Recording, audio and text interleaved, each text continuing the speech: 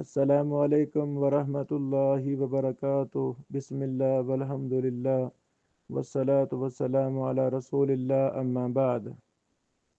سنن ابی داود حدیث نمبر 136، باب الوضوء مرتین، وضو کے اعضاء کو دو دو بار دھونا۔ امام ابو داود رحمہ اللہ فرماتے ہیں، قال حدثنا محمد بن العلا قال حدثنا زید یعنی بن الحباب قال حدثنا عبد الرحمن بن صوبان قال حدثنا عبد الله بن الفضل الحاشمی عن الأعرج عن ابی ہریرہ رضی اللہ تعالی عنہ ان النبی صلی اللہ علیہ وسلم توضأ مرتين سیدنا و محبوبنا فقیہ الامت الاسلامیہ ابو ہریرہ رضی اللہ عنہ سے روایت ہے، بے شک رسول اللہ صلی اللہ علیہ وسلم نے توضأ وضو کیا مرتين دو دو بار، مطلب وضو کے اعضاء کو دو دو بار دھویا۔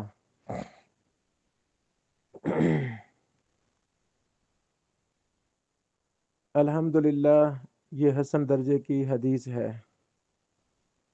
سنن ترمذی میں بھی یہ آتی ہے، حدیث نمبر 43۔ امام ترمذی نے اسے حسن غریب کہا ہے۔ شیخ البانی رحمہ اللہ فرماتے ہیں، یہ سند حسن درجے کی ہے۔ رجالہ کلہم ثقات رجال مسلم، اس کے سارے راوی ثقہ ہیں، صحیح مسلم کے راوی ہیں، سوائے عبد الرحمن بن صوبان کے اور ان کے دادا کے۔ عبد الرحمن بن صوبان،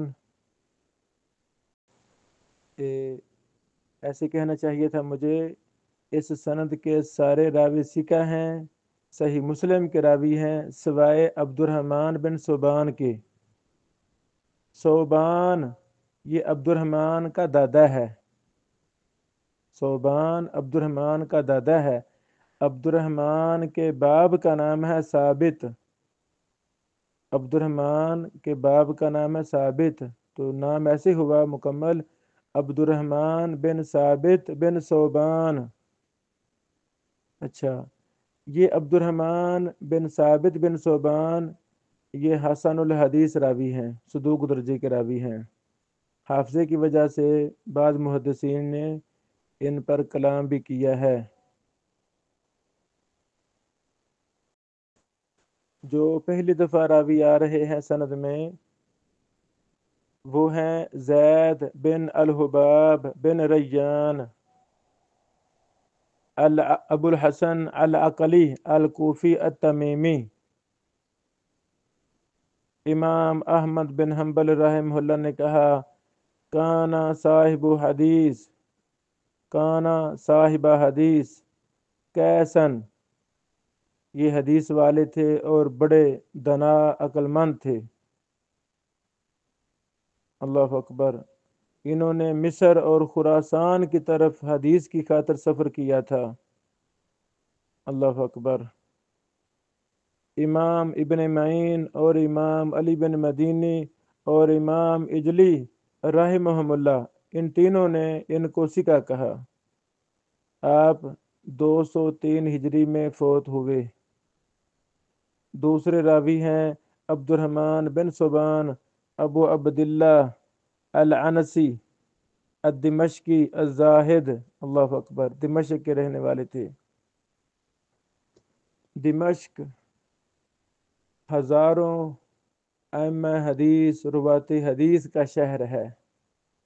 الحمدللہ پچھلے سالوں بھی کچھ میں نے کام کیا تھا دمشق پر، تو اب جب سے دمشق کے اندر بہت زیادہ تبدیلیاں واقع ہوئیں، الحمدللہ اللہ تعالیٰ نے قرآن و سنت کے متوالوں کو وہاں حکومت دی، تو دوبارہ سے ایک اپنی زیر ترتیب تاریخ اس کو میں مکمل کر رہا ہوں۔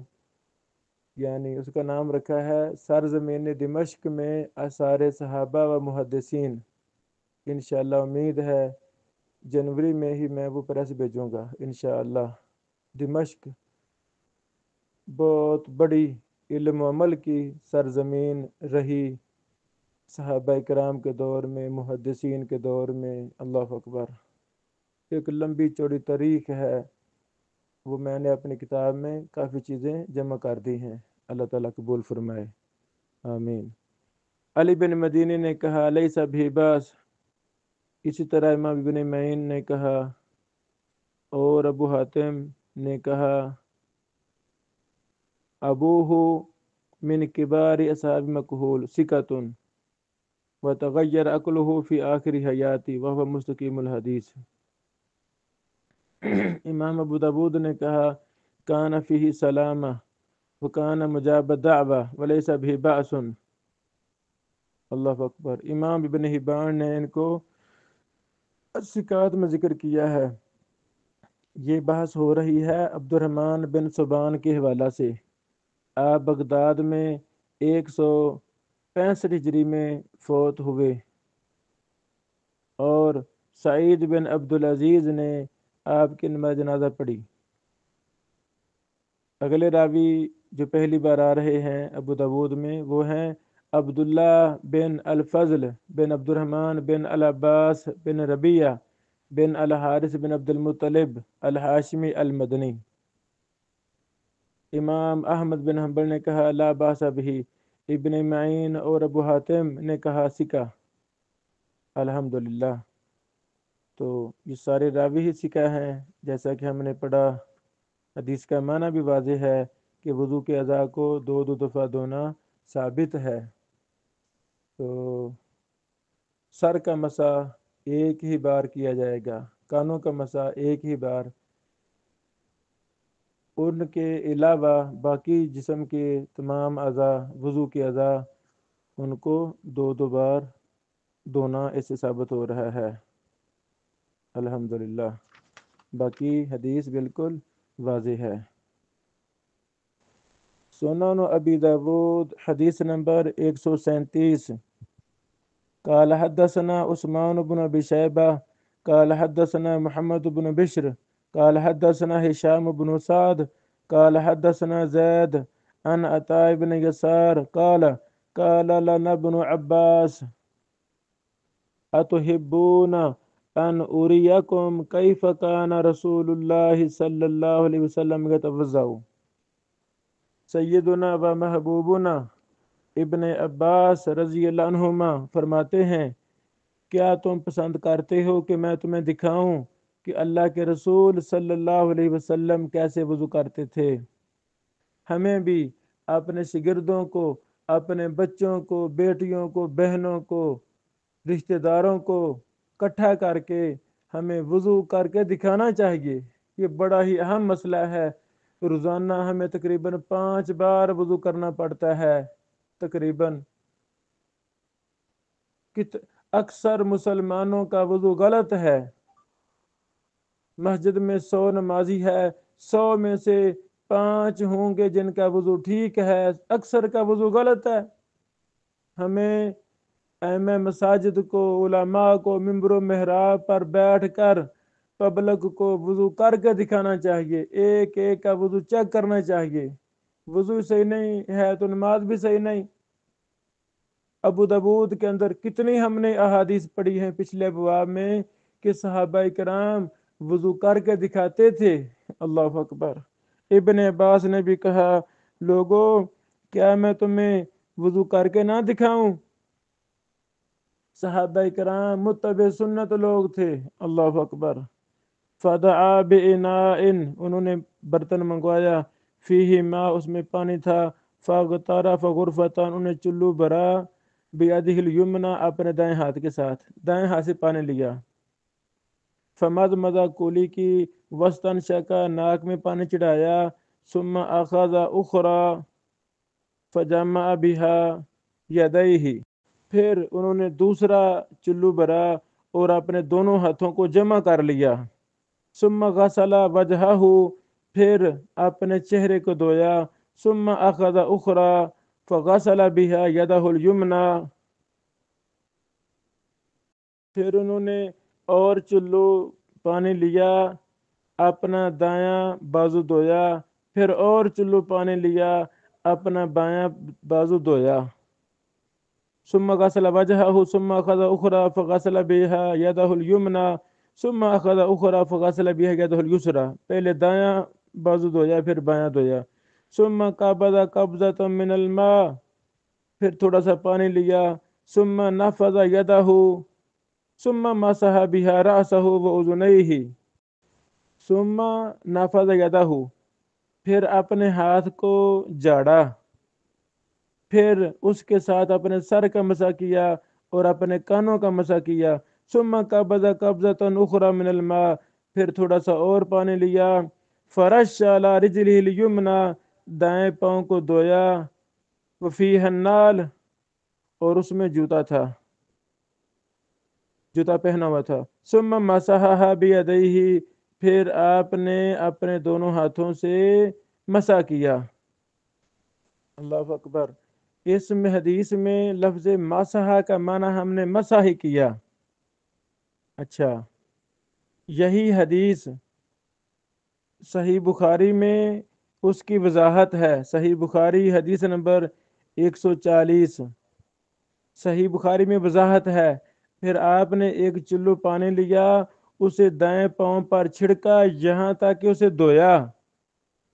یعنی صحیح بخاری کی حدیث میں وضاحت ہے، اس میں مسح کے لفظ نہیں ہیں بلکہ غسلہ کے لفظ ہیں کہ انہوں نے پھر اپنے پاؤں کو دھویا۔ ثم مسحها بيديه، پھر اپنے دونوں ہاتھوں سے پاؤں کو اچھی طرح دھویا۔ یدن فوق القدم ویدن تحت النعل، ایک ہاتھ پاؤں کے اوپر سے اور ایک ہاتھ جوتے کے نیچے سے۔ ثم صنع بالیسری مثل ذلك، پھر انہوں نے بائیں پاؤں کے ساتھ بھی ایسے ہی کیا۔ الحمدللہ۔ یہ بات نوٹ کی جائے کہ اس حدیث کا آخری ٹکڑا جس میں ہے پاؤں کے اوپر مسح کیا، پاؤں کے نیچے مسح کیا، شیخ البانی رحمہ اللہ نے اس ٹکڑے کو، اس آخری حصے کے جملے کو شیخ البانی رحمہ اللہ نے شاذ قرار دیا ہے۔ پہلی بات۔ دوسری بات، یہ بھی 136 حدیث کی طرح حسن درجے کی حدیث ہے، مستدرک کی حاکم میں بھی ہے، جلد 1 صفحہ 147۔ شیخ البانی رحمہ اللہ نے اس کو حسن کہا ہے۔ ھذا اسناد حسن رجالہ کلہم ثقات رجال الشیخین، سارے راوی ثقہ ہیں، بخاری مسلم کے راوی ہیں سوائے ہشام بن سعد کے۔ ہشام بن سعد راوی صرف صحیح مسلم کے راویوں میں سے ہیں، صرف صحیح مسلم کے راویوں میں سے ہیں ہشام بن سعد، یعنی ہشام بن سعد کی احادیث بخاری میں نہیں ہیں، صرف صحیح مسلم میں ہیں۔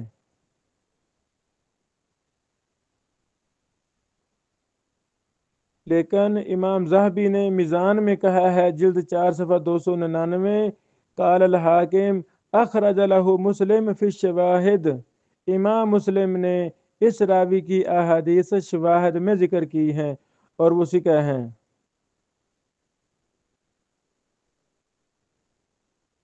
امام اجری نے امام ابو داود سے نقل کیا کہ ہشام بن سعد اثبت الناس فی زید بن اسلم، لیکن قد تکلموا فیہ من قبل حفظی ولذالک فہو حجہ اذا لم یخالف، یہ حجت ہیں جب یہ مخالفت نہیں کرتے۔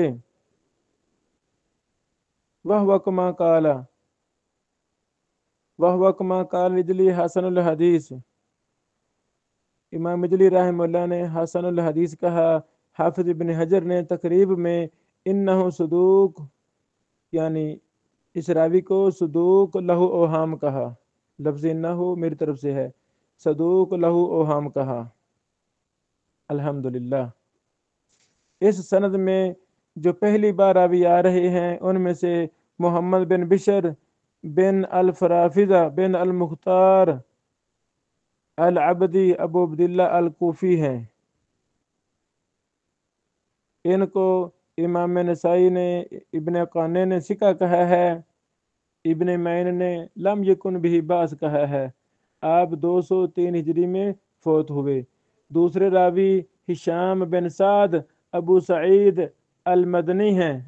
ابو عباد بھی بعد نے کہا ہے کنیت، المدنی القرشی ہیں، مولا آل بلہب ہیں۔ امام احمد بن حنبل نے کہا لم یکن بالحافظ وفی روایہ لیس بمحکم الحدیث۔ ابن معین نے کہا فی ضعف، ایک روایت میں کہا ابن معین نے ہوا صالح۔ امام ابو حاتم نے کہا یکتب حدیث ولا یحتج بھی۔ امام ابو زرع رازی نے کہا محلہ الصدق۔ امام ابو داود نے کہا ہشام بن سعد اثبت الناس فی زید بن اسلم۔ الحمدللہ۔ اگر اگلے راوی ہیں جو پہلی بار آ رہے ہیں، زید بن اسلم ابو اسامہ القرشی العدوی المدنی، مولا عمر بن الخطاب رضی اللہ تعالی عنہ۔ امام احمد بن حنبل نے ثقہ کہا زید بن اسلم کو، امام ابو زرع نے بھی ثقہ کہا، ابو حاتم نے بھی، محمد بن سعد نے بھی، امام نسائی نے بھی۔ اللہ اکبر۔ وکان عالما بتفسیر القرآن، لہو کتاب فیہ تفسیر القرآن، قرآن کی تفسیر پر زید بن اسلم کی ایک کتاب بھی ہے۔ آپ 136 ہجری میں فوت ہوئے۔ عطا بن یسار ابو محمد المدنی الہلالی بھی پہلی بار آئے ہیں، مولا میمونہ زوج نبی صلی اللہ علیہ وسلم، نبی پاک علیہ الصلوۃ والسلام کی زوجہ محترمہ، ہماری امی جان مومنوں کی ماں امی میمونہ کے آزاد کردہ غلام تھے، عطا بن ابی یسار ابو محمد المدنی الہلالی۔ اللہ اکبر۔ آپ کو امام یحییٰ بن معین نے ثقہ کہا، ابو زرع نے ثقہ کہا، امام نسائی نے بھی ثقہ کہا۔ اللہ اکبر۔ اسی طرح وقال مالک بن انس عطا بن یسار عن عبداللہ السنابحی وکان ثقۃ کثیر الحدیث۔ آپ 103 یا 4 ہجری میں فوت ہوئے۔ حدیث کا معنی واضح ہے۔ حافظ ابن حجر نے بھی فتح الباری جلد نمبر 1 صفحہ نمبر 241 میں اس حدیث کا جو آخری ٹکڑا ہے پاؤں کے نیچے مسح کا، اس کو شاذ قرار دیا ہے۔ پہلے اس کا ایک معنی بیان کیا ہے، پھر کہا وَإِلَّا فَهِيَ رِوَایَةٌ شَاذَةٌ وَرَاوِيهَا هِشَامُ بْنُ سعد لَا يُحْتَجُّ بِمَنْ فَرَدَ بِهِ فَكَيْفَ إِذَا خَالَفَ۔ اللہ اکبر۔ پھر فرماتے ہیں ابن حجر صاحب وَلَوْ صَحَّ فَهُوَ مُخَالِفٌ لِسَائِرِ الرِّوَایَاتِ وَلَعَلَّهُ قَرَّرَ الْمَسْحَ حَتَّى صَارَ غُسْلًا۔ بہرحال باقی اس کا باقی روایت واضح ہے۔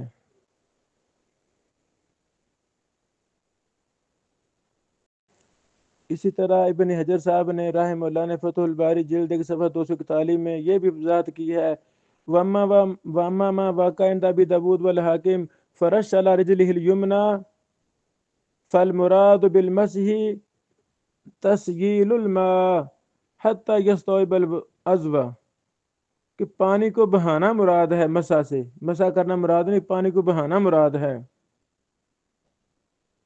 وقد صح انہ صلی اللہ علیہ وسلم کان یتوضا فی النعل، کیونکہ نبی پاک علیہ السلام سے صحیح ثابت ہے آپ جوتوں سمیت وضو کرتے تھے۔